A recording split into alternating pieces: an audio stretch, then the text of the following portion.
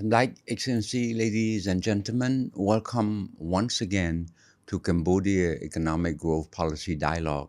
Today, I have the pleasure to have the EU ambassador to come and join us, and so I have a nice dialogue on the work that the European Union has been working in Cambodia. Because, as you all know, the role of European Union is very important, very critical in Cambodia, not just in the field of economics, but in trade, in social program, in education, in fishery. I would say it's very comprehensive, but I would not even try to describe, because there's in my years of working with the EU, I have followed a lot of their program, and I thought it'd be best to have the ambassador himself to come and share with us. And of course, there's so much topic that I would like to engage with the ambassador. We can talk about trade, we can talk about cashew, we can talk about climate change, we can talk about uh, pretty much, the WTO, what's happening, that sort of thing. So anyway, Ambassador, I can call you Igor, You okay? can, you Yeah, can. yeah. With Let's pleasure. call me Siphana, yeah. At least the dialogue will flow better. But anyway, please give a good introduction on the EU, the work of the EU that for last God knows how many years, more than 30 years already. Yeah. Sure. Well, first of all, thank you for having me. It's a real pleasure to be on your show today. Indeed, we've been here for a while now.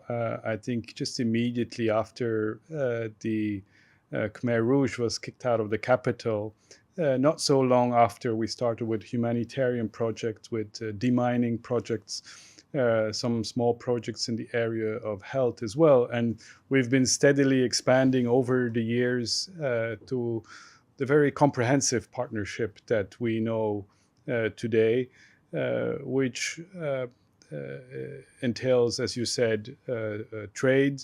We give duty-free, quota-free access to the European market under our everything but arms scheme. But also on development. There is a very sizable amount of development cooperation that we still do in, I think, almost all sectors of Cambodian society. So I'd be happy to talk about all of that, and thanks again for having me today. Yeah, thank you.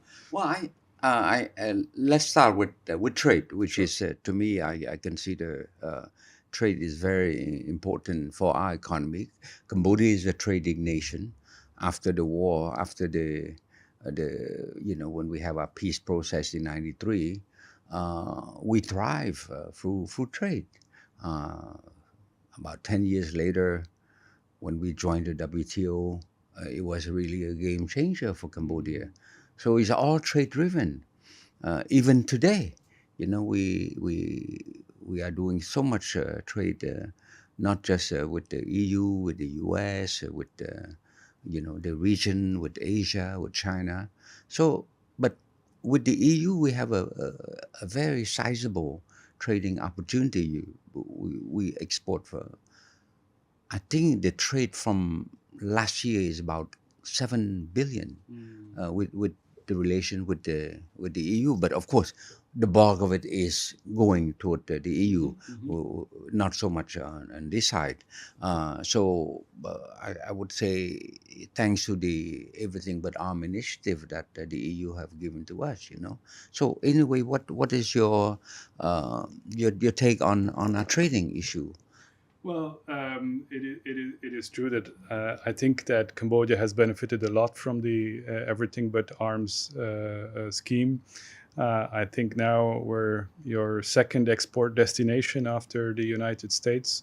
And most of it, I think about half of it is garment. Yeah. There's also some travel goods, footwear, bicycles, solar Yes. panels, but Yes. most of it is still today garment, which is sourced here in Cambodia to be exported to the European Union.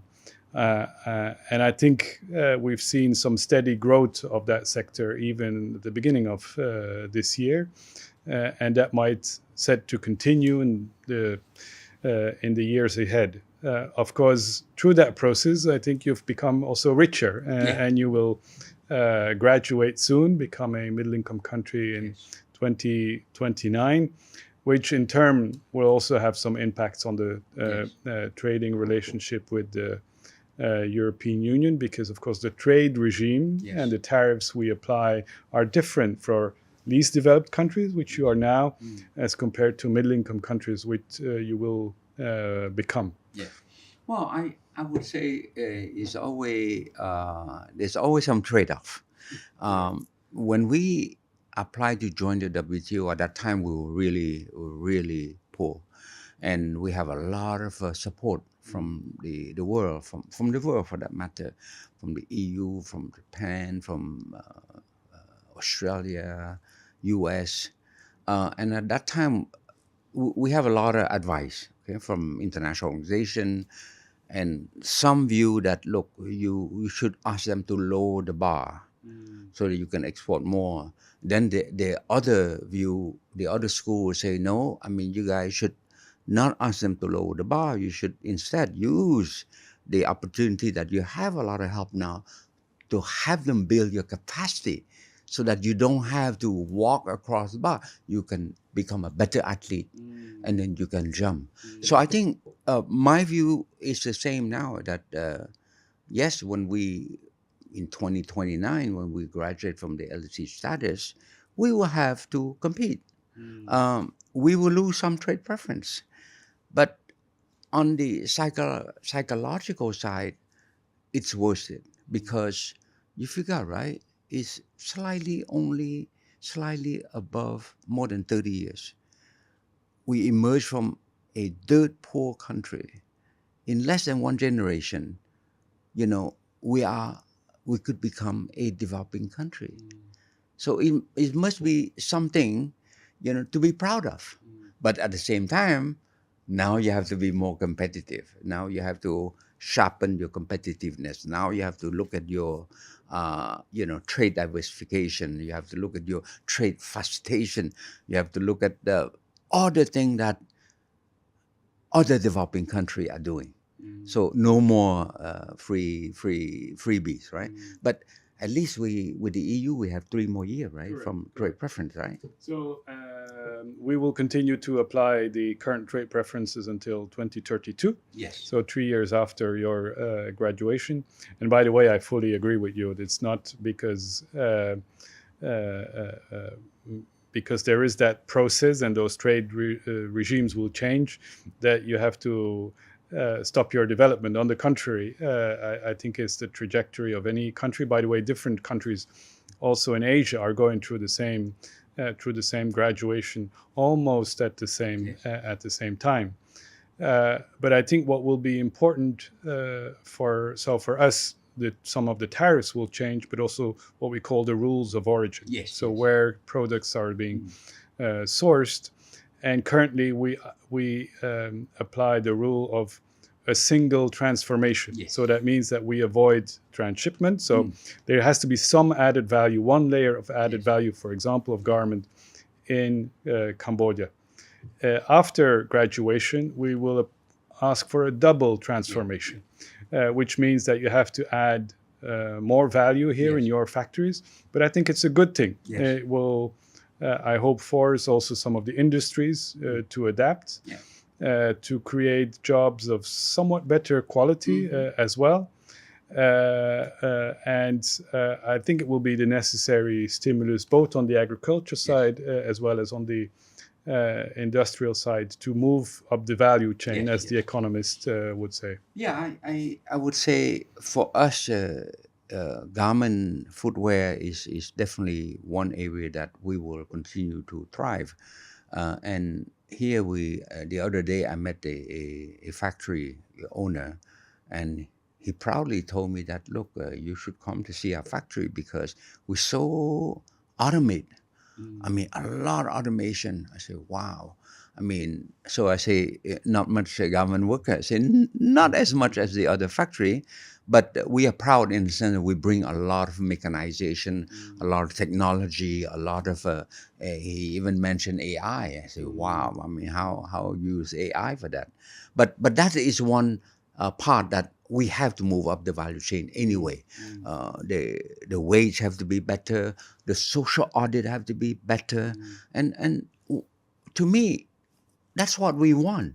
We don't want to be having our workforce to work like slave. We don't want that. At some point we have to move up the quality side, and to me, the race to the bottom is not benefiting us, right? But that's on the garment factory side. But we are also talking about other sector like in agriculture, for example. So I would say this is something that the EU can do a lot to help us.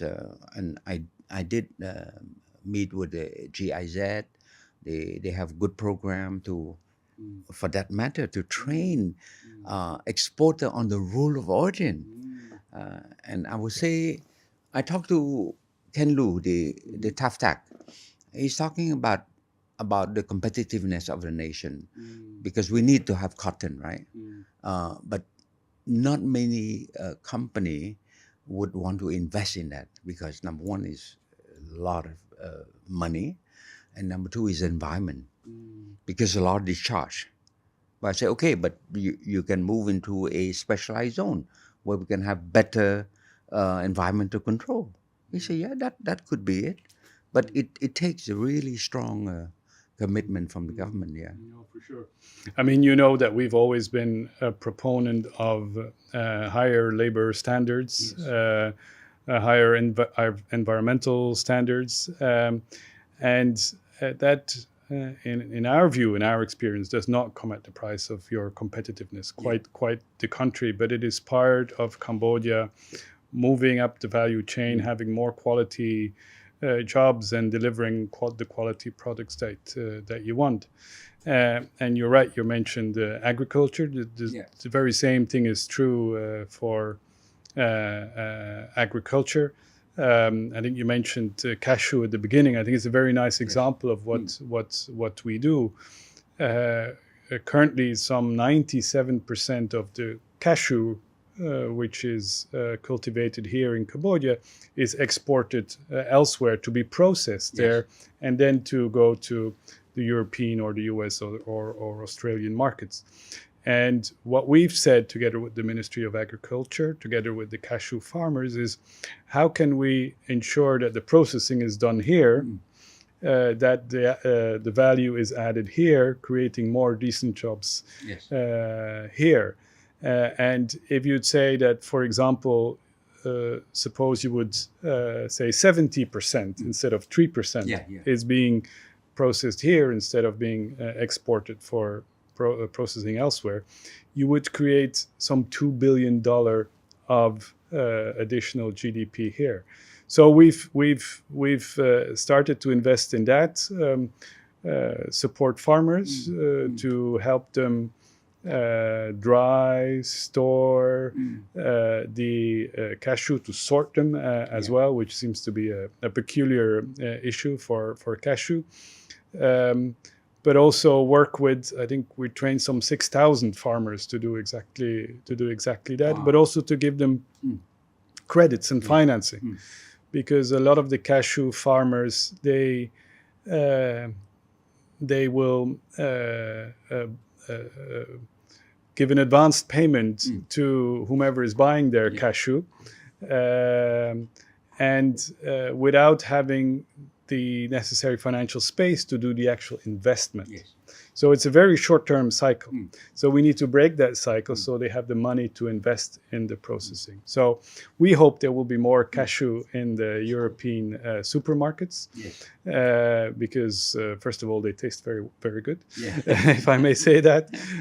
But also because there is a real market there for sustainable cashew produced. I also see a lot of innovation, for example, cashew and milk, cashew and all kinds of things. So I'm very optimistic about the work that we do on cashew.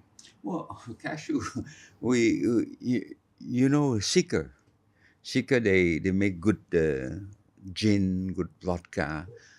Now he's working on cashew brandy, Right. and he approached me to help to ask my help to work with the Ministry of Commerce and Ministry of Agriculture how to put a geographical indication Mm. on the cashew brandy. So, but these are some serious value added. Mm. You know, I spoke to Japanese industrialists, and they say that look, for us, we are industrialists, but if you can put into one particular place, so in this case, will be the agriculture Mm. special economic zone in that case, Mm. which the government is putting in place in Kampong Thom now. That if you can bring the apple, the cashew apple, because after you pick the cashew, you have the apple is left, right? Mm. 20,000 metric tons in one place, we can do it. We can refine into a marine paint, industrial paint, for example. Uh, the Indian are also investing into brandy also. And we're talking about now working with some technology company to turn them to biochar because there's a possibility to sell carbon also. So I think the critical mass we have now, when you talk about 800,000 metric tons, that, as you mentioned, so I mean, 700,000 I export out, the critical mass is there. But how do you value add all that? So I think I read with great interest the EU thick report on the cashew. Great interest. I mean, we have to continue to implement that, and I think you will improve the life of the farmer. And I think it would link a lot to in the future how we can help this farmer to meet the, say in this case, the deforestation aspect of the EU, for example. Yeah. No, 100%. I mean, this is, we spoke about garment, we spoke about agriculture, and how basically Cambodia's economy can prepare for being a middle income country with all that entails. But I think fundamentally, another area that we're working on is education. If we want Cambodia to move up the value chain, have more expertise in different areas, have more engineers, mathematicians that are able to tilt Cambodia's economy to a different level, it is all about education. And we know that the starting point of Cambodia was very low. The Khmer Rouge had basically erased, quite literally, a lot of the education facilities around the country. So it's an area that we've been investing in now for almost 2 decades. We've done a lot of support, financial support to primary education, and now we move increasingly into technical education or even tertiary education. And it's also a bit of a call to the students that might be watching. Do look for also opportunities in Europe. We're now providing scholarships for many Cambodians who would want to study in Europe, then come back and be useful to your economy, because the current numbers are very low of Cambodians studying in Europe. With the Erasmus scheme, it's about 70 a year, which is way too low. Yeah, way too. So we're providing now 500 new scholarships in what we call STEM areas, so science, technology, engineering, and mathematics. We will give 30 scholarships for studying energy in Grenoble in France, specific scholarships in water and fisheries. So there is a good opportunity there. And allow me also to use the opportunity to say that we will have a Study in Europe fair in November, 14th of November, where we invite the students to come and join us and meet directly with some of the schools who provide those scholarships. I said it also in a global context. We want also our European Yes. universities to remain competitive. We're investing ourselves Mm. more in education, university Mm. education, um, but it's clearly something that we've been partnering on for a long time, Mm. and that we look forward to doing in the future as well. Well, I every time I meet an ambassador, the one thing I always remind myself is to thank them for exactly what you just said, is the scholarship that those country gave to Cambodia, because I think after the Khmer Rouge, education is everything. You cannot grow an economy when your skilled labor force is not there, when you don't have professionals who are, who can compete with. Let's start with just the region. You cannot compete with Singapore because their English, their level of education so high. Okay, we don't compete with Singapore, but we sure can compete with Vietnam. We sure would want to compete with Malaysia, that sort of thing. So I think, yes, investing in education is a clear priority. And how do we get the young people who are watching now to say that, look, guys, there are 500 per year. You guys have to shape up. You got to work hard on that. And in fact, one of my assistant, in my team, he got a scholarship from high school to study in Italy, Okay. and he's from the countryside. Okay. Did you enjoy it? Yes, well, he's back Oh, now, he's and back. then Yeah. after he finished his high school, he got a scholarship to study in the Netherlands. Oh, there we go. And now he's working with me. He's doing all my aid memoir. So I mean, that's what I'm talking about. Quality, quality education and opportunity for people, not just in the city. Quality for, if you're good, you could be from anywhere. So I really support and admire this program, and particularly you focus on STEM. That's the future now with AI, with the fourth industrial revolution, that sort of thing. We need that access to this high skill. Even our industry now, we're moving up the value chain now. How do you deal with a workforce if coming from a garment factory, now they shift to work with IM Asia, who are assemble car now. Now the EV car is coming. You need people who have this scientific knowledge. Yeah. You're absolutely right, and as you bring up EVs, let me just say that I find that Cambodia has taken very courageous and very bold steps to meet renewable energy targets, Yes. um, with the clear aim to have to source 70% of your energy from renewable sources by 2030. Yeah. I think that's one of these issues where we can we see very much eye to eye, because the green transition, I think, is going to be essential if we want to survive the current challenges of climate change. We talk a lot about the wars in Ukraine, Gaza, and elsewhere, but the fundamental threat to humanity remains climate change. It's something that should all worry us a great deal, and even more important than worry is to take the action needed to have our planet adapt to that. And energy is a big part of that story. So that's yet another area where we look forward to partnering with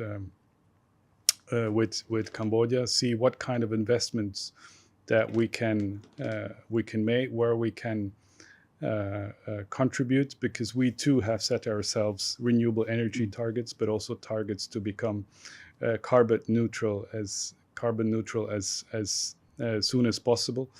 And I think the latest indication is is actually that we're slightly ahead of the targets that we had set ourselves, because I think once you give that political signal to your industry that that is the way to go, industry adapts, Yes, and yes, yes, industry even gets a yes, competitive edge. yes, yes, Rather than going back to say we will source from coal, yes, yes. it's important that your industry gets ahead and not gets back. Yeah.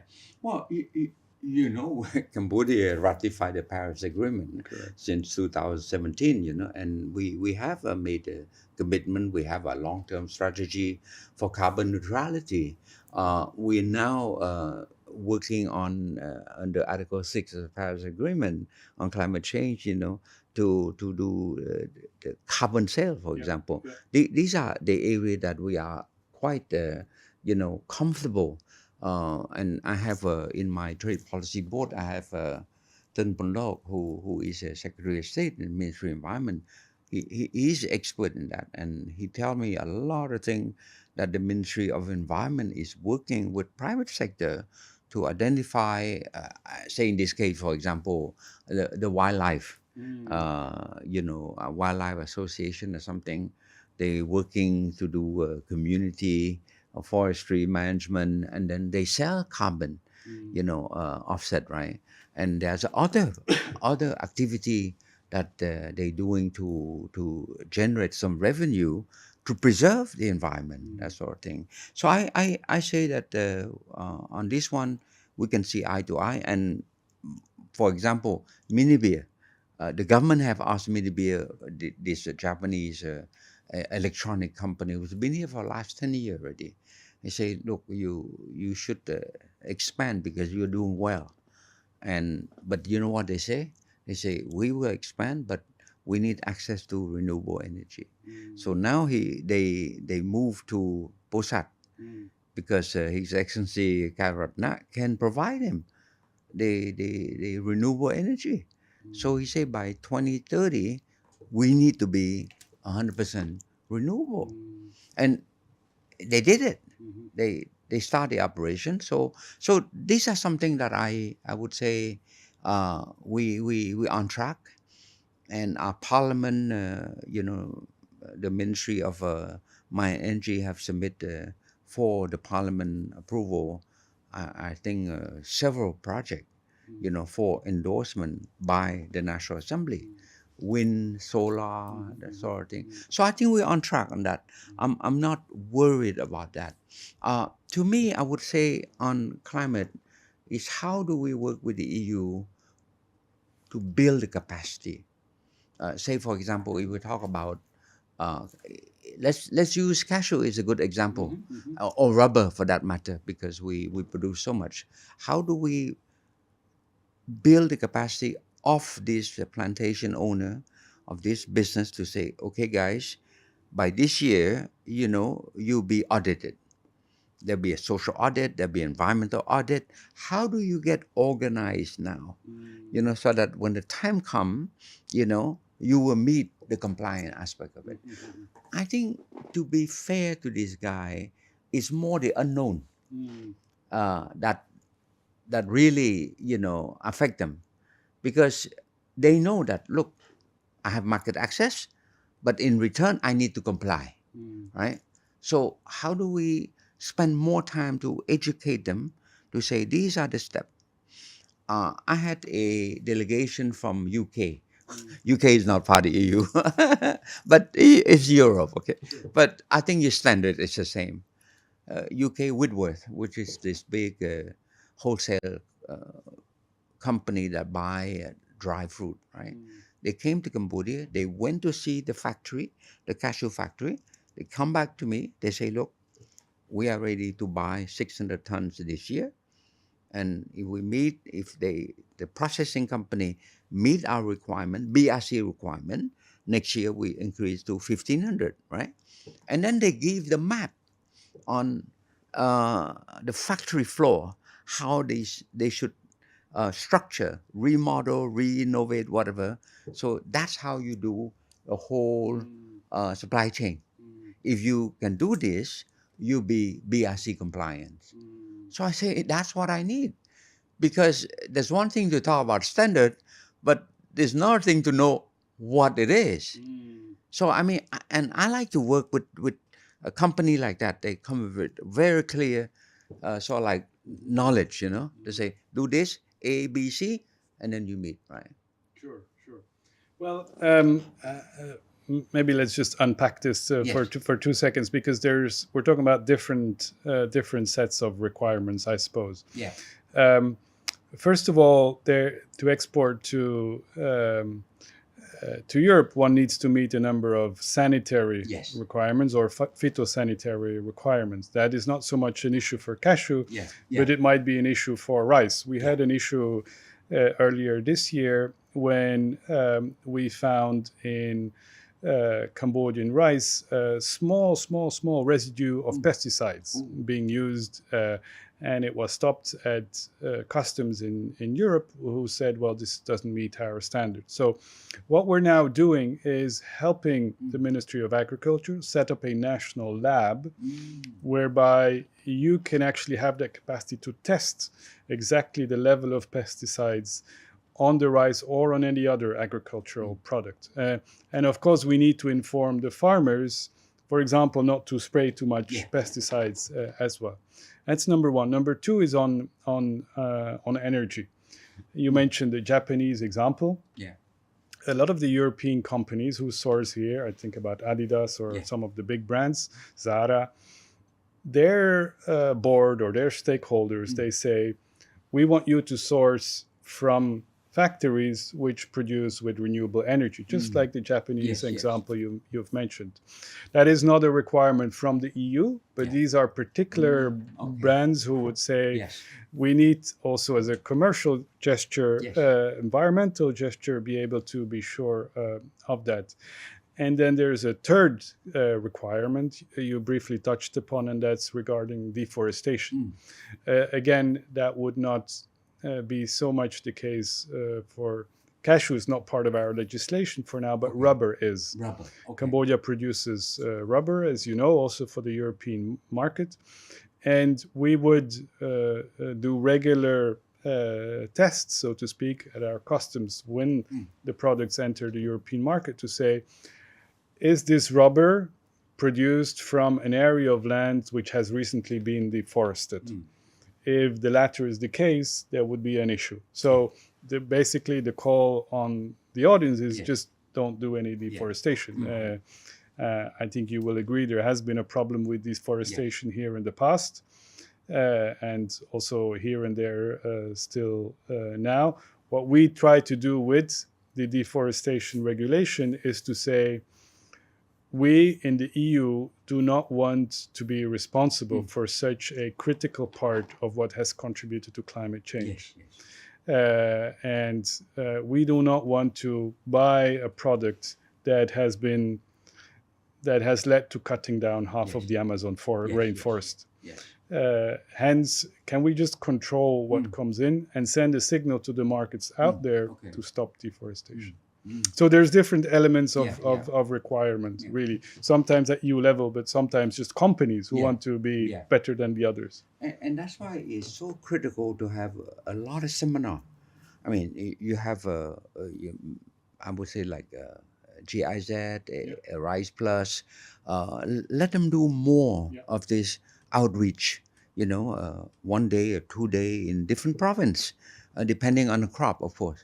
On rubber, on whatever, and then say, look, guys, these are the regulation. These are not mandatory, but these are private sector, requirement. So sometimes, like you said, sometimes we don't know the difference. Sure.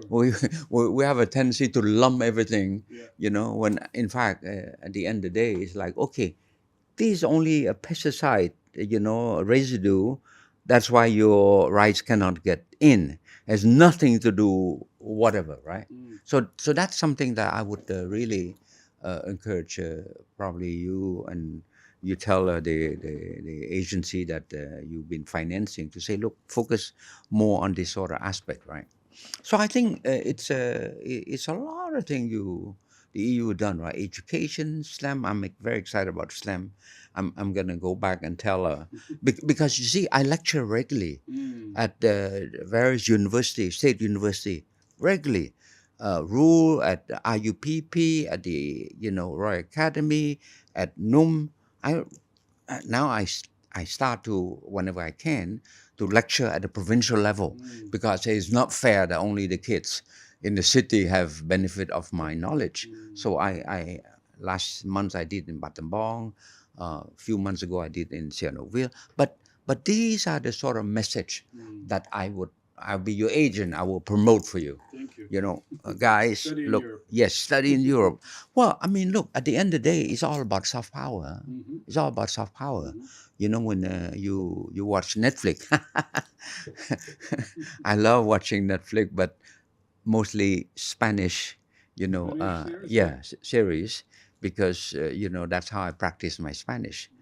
But I find that Spanish Netflix, I mean, they have a tendency to speak much faster than Latin. It has nothing Latin. to do with the Penelope Cruz that you Yeah. put, But the film in Latin America, they're much slower. They speak more proper Spanish. True. Yeah. Well, don't tell the Spanish that they're not speaking proper Spanish, or I'll be in trouble. But anyway, I want to touch base a bit on some larger macro issue a bit, on the international multilateralism, because as you know, Cambodia is a strong believer in multilateralism, and we've been working with the EU for a long time, with ASEM. We even host the last ASEM summit here, because we believe that multilateralism is the future. Of course, I mean, Trump 2.0 is a sort of rejection of that, but I'm quite confident that the EU will maintain the cap on that, and we have to persevere. We have to look for ally, who believe in the same thing. WTO, we have to continue to support the WTO, and maybe not a total multilateralism, because if the US is not interested, plurilateral. No, I 100% agree with you. We've had a very good exchange always on multilateralism, because we believe that we need strong multilateral institutions if we want to face the challenges of today. And that goes for climate change. We spoke about the different COPs and the different agreements that were made. We need to stick to them to be able to combat climate change. That goes for trade. We need the World Trade Organization to fix some rules. Because without rules, we only have basically the law of the jungle, and everybody doing just whatever. And it goes also when it comes to the basic principles of how one behaves against another. We need to protect the sovereignty of a country. That's why we're so grateful for Cambodia standing up for the national sovereignty of Ukraine in the face of Russia's aggression. So really the United Nations is sometimes a bit taken for granted. But it could unravel very fast. And that would be a very, very dangerous thing for the world. Again, I could just keep on going with the examples, but if I look closer here to Cambodia, I see the disputes in the sea. And I think we need the UN Convention, the law of the sea, to be able to be an arbiter between who's wrong and who's right. You cannot have eternal conflicts and contested and my waters. was just in Nice. He was just in Nice, correct. Famous conference. The Ocean Conference. The oceans is one of these common goods. Yes, it is. You cannot just say I protect this part or you or this. You cannot do this unilaterally. It's the same as climate change. Same as climate change. We all have an obligation to protect our Earth. There's only one Earth. 100%. So I know multilateralism is under threat. The rules-based international order is under threat. But we know as European Union that we need international cooperation. We need international rules. We ourselves are made out of the idea that to prevent another war, we need to work together. We need to fix some common rules. Yes, yes. And in a way, what we see at an international level is exactly the same thing. Now, there can be frictions, there can be disputes, but if people do not stick to the basic rules, we will have a problem. No, I think for me, we need to make sure that the WTO, of course, the WTO have to go through some sort of reform. I mean, it's quite clear. It's normal, like any institution, after, so many years, you need some adjustment, you need some renovation, but it's not existential. It's an improvement, right? So to me, I say, okay, well, if the WTO have to go through some reform, let there be some reform. Let there be consensus, so that at the end of the day, everybody apply the same rule. Not because Cambodia is a small country. We need rules, because we cannot, without international law, we are at the mercy of the big country. So that's why for Cambodia, we support the multilateralism, and we are not rich country, okay? But when we decide to host the ASEM, ASEAN is a rotational, so I'm not mentioning that. But next year we will also host Francophonie. It's not cheap, but we say, look, it's our gesture, it's our contribution to the world. Francophonie, there are going to be like some 90-some delegation coming, to Siem Reap. I'm excited about it. But beside the logistical excitement, there's a strong message behind that we believe in multilateralism. We believe that Francophonie has a place to play, in terms of the peace, the justice, and the team. We pick a very good team. Peace and justice, and in the context of a global, sustainable development, right? Without peace, how can you have sustainable development? So I think, and of course, what we want to show off also, let's face it, is that we want to show off how well we did with the ECCC. It's a historical, this transitional justice. We have accumulated 2 million pages of archive, right, relating to international public law, right? And the world is coming to learn from us. So to me, I think as a country that used to be the beneficiary of the world goodwill, we want to be part of that giver now. In so many ways, we are contributing, like in demining, in peacekeeping, operation. We are active player now with transitional justice. So I think, yes, we do have something to offer the world also. Absolutely. You forgot to mention Angkor Wat. Yes. Because I don't know where the summit will be, the Francophonie summit. It'll be in Siem Reap. But there you go. I think it will be a nice opportunity for the world to discover, or for some to rediscover, this beautiful, extraordinary, magnificent temples that you have. Yeah, I think I already imagined the 90-some delegation, head of government, head of state, lining up in front of, with the background of Angkor Wat, And can you imagine, every delegation would come with their own media. So it's more effective than paying CNN, Well, Ambassador, I think we Igor, I mean, we have a good chat about global issue, regional issue, domestic issue, substantive issue on like climate change, like education, STEM. I think it's a rich discussion we had for a short time. But let me just say thank you to you once again for taking the time to come and have a dialogue with me. But to me, I would want to wrap up by addressing mostly the younger audience, who are, number one, if they watch our show, they have to be good in English. Okay, it's quite clear. So for you all who are watching this show and you're young, you're educated, consider that education is so important for you, and take advantage of what the EU have to offer now. 500 scholarship, that's a lot. But can you imagine 500 people who have influence 4 or 5 years down the road? You come back well educated, you can bring that knowledge back home. If you live now in the countryside, you bring that knowledge to your province. This powerful.